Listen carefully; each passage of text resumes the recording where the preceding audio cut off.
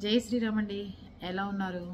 ఈరోజు టాపిక్ ఏంటి అంటే, సంజయ్ గారు శ్రీకాకుళం నుంచి కామెంట్ పెట్టారు. మేడం, ఆత్మగౌరవం దెబ్బతింటోంది, మర్యాదలు తగ్గుతున్నాయి, మనకిచ్చే మర్యాదల విషయంలోనేమో జీరోగా ఉంటుంది, అవతల వాళ్ళకి ఇవ్వాలి అన్నప్పుడేమో 100% ఆశిస్తున్నారు.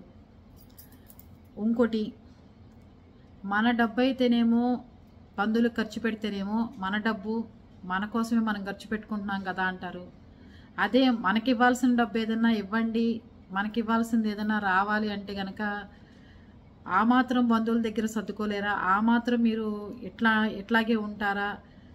బంధువులంటే మీకు మర్యాద లేదు, డబ్బు కంటే మీరు బంధువుల కంటే మీరు డబ్బుకే ఎక్కువ ఇంపార్టెంట్ ఇస్తున్నారు అని చెప్పి అంటున్నారు. మేడం, చాలాసార్లు గొడవలు పెట్టుకుని గందరగోళాలు చేసుకుని చాలా రకాలుగా అవమానాలు పడ్డాము. సరేలే, మారుతారని చెప్పి చాలా ప్రయత్నాలు చేశాను నేను కూడా నా వైపు నుంచి. మొన్నటిదాకా పిల్లల విషయం వచ్చేది, నా విషయంగా కాస్త కోస్త గొడవలు వేసుకునేవాళ్ళు, అయిపోయేది. ఇప్పుడు ఏదన్నా అడుగుతుంటే ఎదురుక మాటలు పోట్లాట్ల వరకు ఉండేది, ఇప్పుడు కొడతామనే స్టేజ్ దాకా కూడా వెళ్తున్నారు. మా గుమ్మంలోకి వచ్చి చూడు, నీ టెప్పలు పగలకపోతే చూస్తుండు అని మాట్లాడే స్టేజ్కి వస్తున్నారు. తోస్తున్నారు, కొట్టబోతున్నారు, తిడుతున్నారు.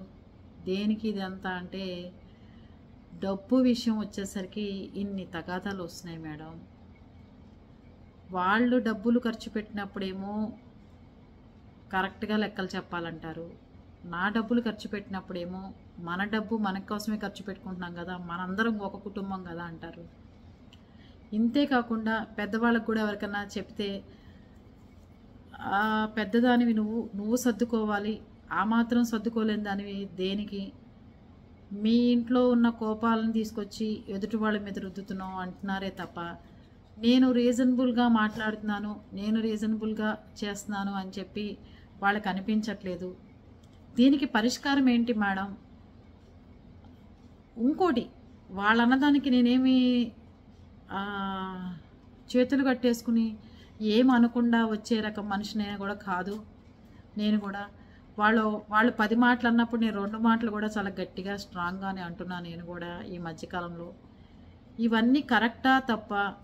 వాళ్ళు తగాదాలు పెట్టుకున్నప్పుడల్లా నాకు మనశ్శాంతి ఉండట్లేదు, ఇంట్లో బాగుండట్లేదు, పిల్లలకి ఏదన్నా వస్తుంది, ఈ ఇబ్బందికరంగా ఉంది, నన్ను ఏదన్నా అంటే ఇంట్లో మా హస్బెండ్ బాధపడతారని కానీ, పిల్లల్ని ఏమన్నా అంటే వాళ్ళు ఏమన్నా అనుకుంటారని కానీ లేదు, వాళ్ళ పిల్లల్ని ఏదన్నా అనక ముందే కనీసం వాళ్ళ దేనికన్నా ఫోన్లు చేయకపోతేనే వాళ్ళు మేము గుర్తులేమా, వాళ్ళకి బాధ్యతలు లేవా, మా పిల్లల విషయంలో పట్టించుకోరు, ఏం చేస్తున్నారని అడుగుతారు. మా పిల్లల్ని ఎన్ని రకాల మాటలు అన్నా సరే నేనేం నేను కానీ మా వారు కానీ ఏం అనకుండా ఉండాలంటున్నారు. దీనికి పరిష్కారం ఏంటి మేడం అని అడిగారు. ఏం చెప్తామంటారు పరిష్కారాలు? ఇలాంటి బంధువులతో కంటిన్యూ అవ్వమంటారా? డ్రాప్ అవ్వాలంటారా? ఏం చేయాలంటారు? ఫోన్లే చిన్నవాళ్ళు కదా మాట్లాడుతున్నారని సరిపెట్టుకోవాలంటారా? ఏం చేయాలి అంటారని అడిగారు. ఒకటండి, ఈ మధ్యకాలంలో తెలుసుకోవాల్సిన అందరూ ఏంటంటే, ప్రతిసారి చెప్తారు ఇచ్చి పుచ్చుకోమంటారు. అలాగే ఏ మనిషి అయినా సరే మర్యాద ఇవ్వాలి, పుచ్చుకోవాలి. మనకి మర్యాద లేని ఇంటికి బొమ్మల్లో కాలు అనేది పెట్టకూడదు. నా వైపు నుంచి ఆవిడ అడిగారు కాబట్టి చెప్తున్నాను. రెండోది, త్యాగాలు ఉంటాయి. కొంతమంది అమ్మ కోసమనో, నాన్న కోసమనో, అన్నయ్య కోసమనో, తమ్ముడు కోసమనో, మరదళ్ళు మంచివాళ్ళనో, బావలు మంచివాళ్ళనో, ఇంకోళ్ళ కోసమో అని చెప్పి త్యాగాలు చేసి వాళ్ళ అన్నవాటికన్నిటికీ సర్దుకోవాల్సి వచ్చిన పరిస్థితులు వస్తాయి. కరెక్టే. మరి అవతల వైపు వాళ్ళకు కూడా త్యాగాలు, అవతల వైపు వాళ్ళకు కూడా అన్నీ సర్దుకోవడాలు ఉండాలి కదా. లేనప్పుడు మనం మాత్రం ఏం చేస్తాం చెప్పండి? సరే, సంజయ్ గారు చెప్పారు, నేను తక్కువ తినలేదండి, నేను చాలా ఘాటుగా కామెంట్లు మెసేజ్లు పెడతాను వాళ్ళ అన్నదానికి అంటున్నారు. తప్పులేదే. ఒక మనిషి మన్ని బెదిరిద్దామని కానీ, ఒక మనిషి మన అనాలని కానీ, ఒక మనిషి మనుషులందరూ కలిసి ఒక మనిషి మీద ఎదురుదాడి చేయాలి అనుకుంటే మాత్రం ఖచ్చితంగా సమాధానం చెప్పాల్సిందే. దేనికి దడవాల్సిన అవసరం లేదు.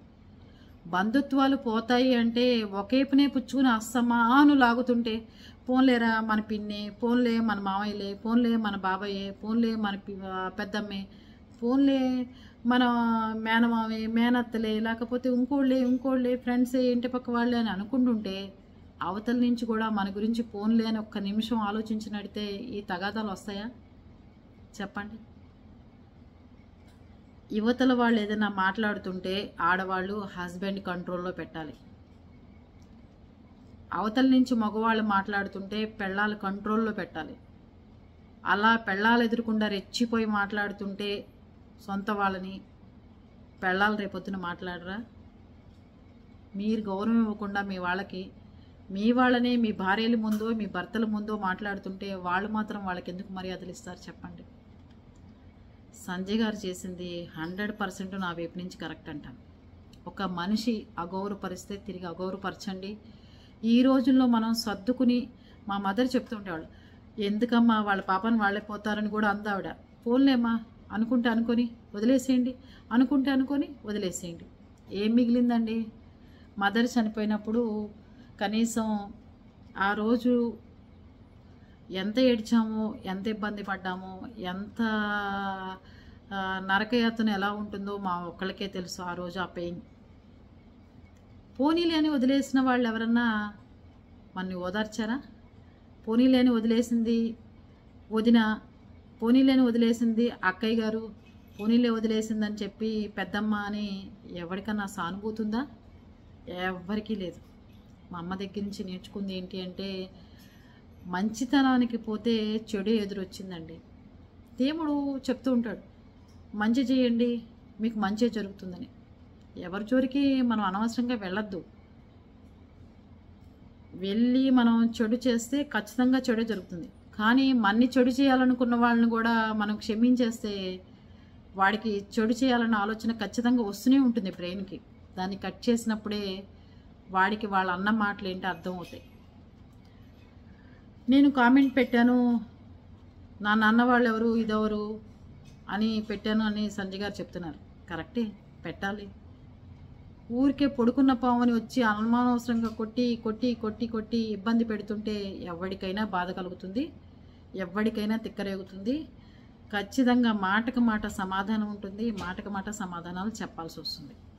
అందుకని మీరందరూ ఏం చేస్తారు అంటే, ఇట్లాంటి సమాధానాలు చెప్పినప్పుడే మీరు కూడా కొంచెం జాగ్రత్తగా ఇబ్బంది పడకుండా ఉంటే మంచిదని నా అభిప్రాయం. అందుకని బంధువుల విషయంలో ఎంత జాగ్రత్తగా ఉంటారు అనేది ఈ రోజుల్లో మనకు అర్థమవుతుంది. ఎంతమంది బంధువులు వచ్చినా, ఎంతమంది ఏం చేసినా మన గౌరవం దెబ్బతీయటానికి చూస్తున్నారు, మన గౌరవం పాడు చేయడానికి చూస్తున్నారు, మన డబ్బులు ఖర్చు పెట్టడానికి చూస్తున్నారే తప్ప మనకు ఉపయోగపడతారు అనేది చాలా చాలా తక్కువ కుటుంబాల్లో చూస్తున్నాం మనం కూడా ఈ మధ్యకాలంలో. అందుకని సమాధానం చెప్పినప్పుడు ఖచ్చితంగా సమాధానం చెప్పండి. ఎదురు తిరగాలన్నప్పుడు ఎదురు తిరగండి. మీకు ఇబ్బంది వచ్చినప్పుడు ఇబ్బందికరంగానే మాట్లాడండి. లేదు అవతల వాళ్ళు ఏదో పొరపాటున అన్నారు, వాళ్ళు తప్పు తెలుసుకున్నారన్నప్పుడు తప్పకుండా క్షమించండి. వాళ్ళని మర్యాదపూర్వకంగా ఉండండి. వాళ్ళ తప్పుని క్షమించేస్తే తప్పులేదు. లేకపోతే ఇద్దరు కలిసి ఒక చోట కూర్చొని కాంప్రమైజ్ అయినా కూడా ఇబ్బంది లేకుండా ఉంటుంది. సంజయ్ గారు శ్రీకాకుళం పెట్టిన దానికి కామెంట్కి రిప్లై ఇదే. మీ వైపు నుంచి కూడా మీరు ఏం చెప్తారో చెప్పండి. బంధువుల వల్ల ఆవిడ ఎంత ఇబ్బంది పడుతున్నారనే దానికి ఈరోజు సమాధానం. ఓకేనా?